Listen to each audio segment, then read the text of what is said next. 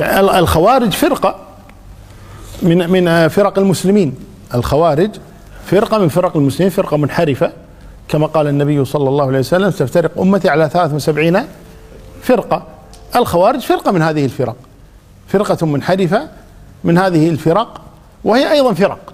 يعني الخوارج أكثر من فرقة، فرق كثيرة، الخوارج قريب من 20 فرقة أو أكثر.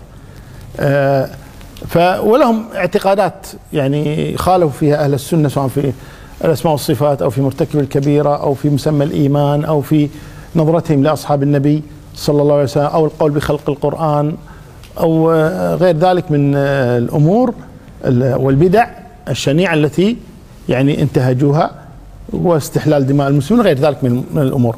فهم لا شك أنها فرقة منحرفة.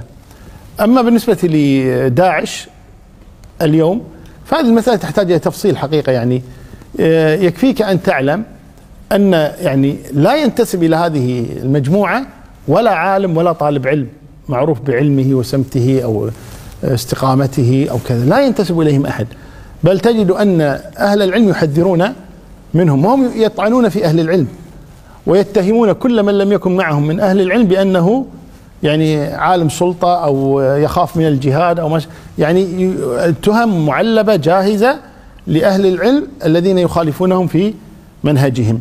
ثم كذلك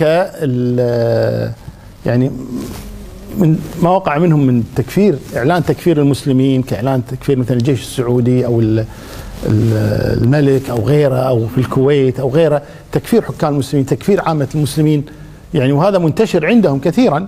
وقد نقل عن إمامهم اليوم اللي هو البغدادي، وقال كلمة يعني كما قالها الخميني في السابق أول ما خرج، عندما قال: الطريق إلى القدس يمر في الحرمين، يعني لا نستطيع نحرر القدس حتى نحرر الحرمين، يعني بعد قتل أهل السنة نذهب إلى اليهود. وهؤلاء قالوا مثلهم الآن، قال الآن: قتال المرتدين أولى من قتال الكفار الأصليين، فلا نقاتل اليهود في فلسطين حتى نقاتل المرتدين في بلاد المسلمين. من هم المرتدون؟ قال: حكام المسلمين وجيوشهم، هؤلاء هم المرتدون، لابد أن نبدأ بهم، بعد أن ننتهي إذن نحرر الحرمين ونحرر كذا، ثم بعد ذلك ننتقل إلى قتال اليهود أو غيرهم. وهذا لا شك أنه من الضلال البعيد.